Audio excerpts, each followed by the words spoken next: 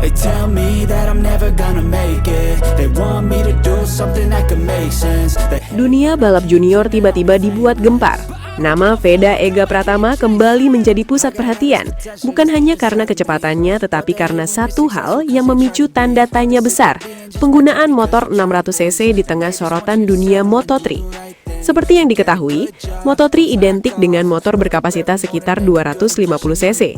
Kelas ini dirancang untuk pembalap muda, dengan fokus pada teknik, konsistensi, dan kontrol.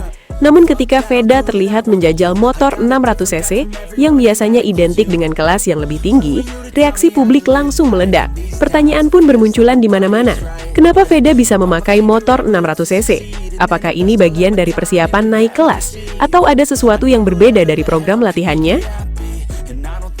Perbedaan kapasitas mesin ini bukan hal kecil.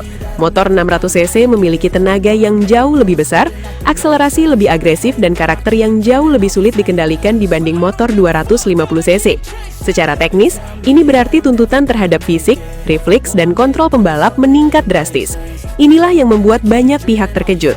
Sebagian melihat ini sebagai langkah berani, bahkan luar biasa. Mereka menilai bahwa Veda sedang dipersiapkan untuk level yang lebih tinggi, mengasah adaptasi terhadap tenaga besar sejak dini. Dalam dunia balap, pembalap yang mampu mengendalikan motor lebih bertenaga biasanya memiliki keunggulan saat naik kelas. Namun di sisi lain, tidak sedikit yang mempertanyakan keputusan ini. Perbedaan karakter motor bisa mempengaruhi gaya balap, bahkan beresiko mengganggu adaptasi di kelas Moto3 itu sendiri. Perdebatan pun tak terhindarkan, antara yang melihat ini sebagai lompatan besar dan yang menganggapnya terlalu cepat. Yang jelas, langkah ini membuat satu hal menjadi pasti.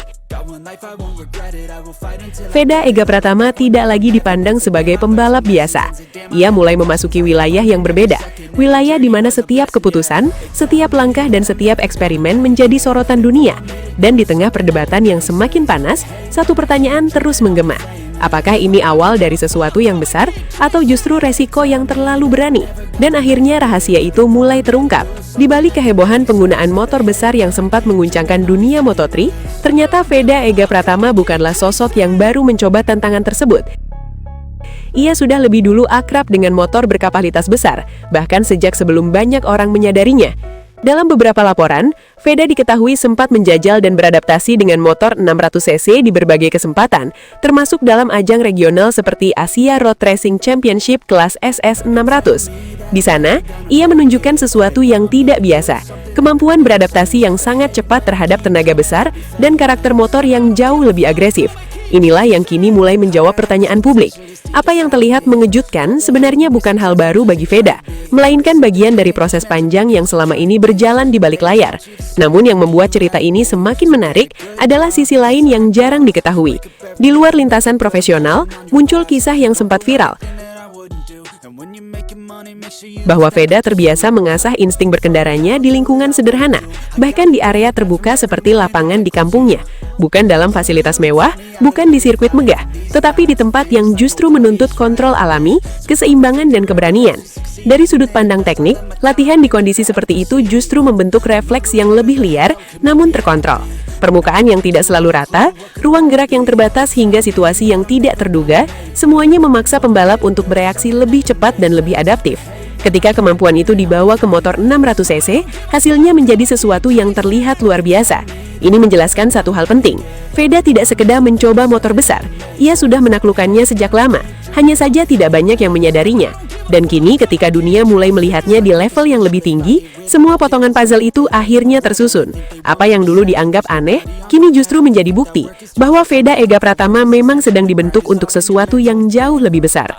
Dan di balik semua itu, ada satu tempat sederhana yang diam-diam membentuk dasar kemampuan Veda Ega Pratama. Sebuah lokasi yang jauh dari kata mewah, namun justru penuh makna. Pasar Hewan Siono Harjo. Lapangan tanah yang keras, jalur yang tidak rata, dan ruang open terbuka membuat area ini berubah menjadi sirkuit latihan seadanya. Tidak ada aspal halus, tidak ada pembatas lintasan, tidak ada tribun penonton, hanya debu yang berterbangan, permukaan kasar, dan beberapa penanda sederhana untuk menentukan arah. Namun justru dari kondisi seperti inilah, kemampuan dasar seorang pembalap benar-benar ditempa. Permukaan yang tidak konsisten memaksa Veda untuk terus menyesuaikan keseimbangan tubuhnya. Setiap getaran, setiap ganjalan kecil, melatih kontrol motor secara alami. Dalam kondisi seperti ini, pembalap tidak bisa hanya mengandalkan kecepatan. Ia harus merasakan motor dan lintasan secara langsung. Kemudian jalur yang tidak rata membuat kemampuan membaca lintasan berkembang jauh lebih cepat. Tidak ada pola yang bisa dihafal. Setiap putaran bisa terasa berbeda. Inilah yang melatih insting, kemampuan mengambil keputusan dalam sepersekian detik tanpa ragu. Dan yang paling krusial, kontrol gas dan rem benar-benar diuji. Di atas tanah berdebu, kesalahan kecil saja bisa membuat motor kehilangan traksi. Artinya, setiap tarikan gas harus presisi, setiap pengereman harus terukur. Tanpa disadari, ini membentuk sensitivitas tinggi terhadap motor. Sesuatu yang sangat penting saat mengendarai mesin bertenaga besar seperti 600 cc. Semua keterbatasan itu justru menjadi keunggulan, karena ketika seorang pembalap terbiasa dengan kondisi paling sulit, maka saat ia berada di lintasan profesional dengan fasilitas lengkap, segalanya terasa lebih mudah untuk dikendalikan. Dan mungkin disitulah letak jawabannya. Kenapa Veda Ega Pratama terlihat begitu siap menghadapi motor besar? Karena sejak awal ia tidak dibesarkan dalam kemudahan, melainkan ditempa dari kondisi paling mentah, di tanah berdebu yang justru membentuknya menjadi pembalap yang berbeda.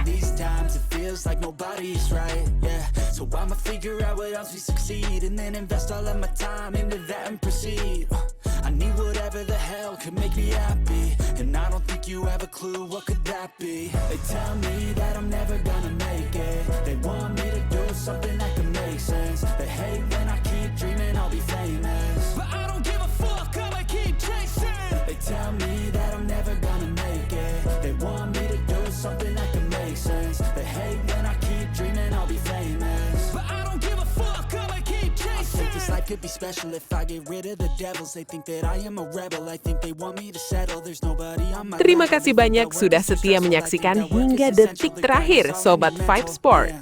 Dukungan kalian adalah energi terbesar bagi kami untuk terus menghadirkan berita olahraga yang bukan hanya cepat dan akurat, tetapi juga penuh makna, inspirasi, dan cerita-cerita luar biasa dari para atlet dunia. Di Vibe Sport, kami percaya bahwa olahraga bukan sekedar pertandingan, tapi juga tentang perjuangan, kerja keras, dan semangat pantang menyerah yang bisa memotivasi kita semua. Karena itu, kami akan terus berkomitmen menyajikan konten terbaik untuk kalian. Jangan lupa untuk tekan tombol like, tuliskan komentar kalian, dan bagikan video ini ke teman-teman kalian agar semakin banyak Sobat Vibe Sport yang terinspirasi dari dunia olahraga. Dan tentunya, subscribe channel Vibe Sport sekarang juga supaya kalian tidak ketinggalan update terbaru, momen epik, hingga kisah-kisah luar biasa dari berbagai cabang olahraga. Akhir kata, tetap jaga semangat, junjung tinggi sportivitas, dan terus dukung olahraga dimanapun kalian berada. Sampai jumpa di video berikutnya, Sobat Vibe Sport. Karena setiap detik di dunia olahraga selalu punya cerita untuk kita rayakan bersama.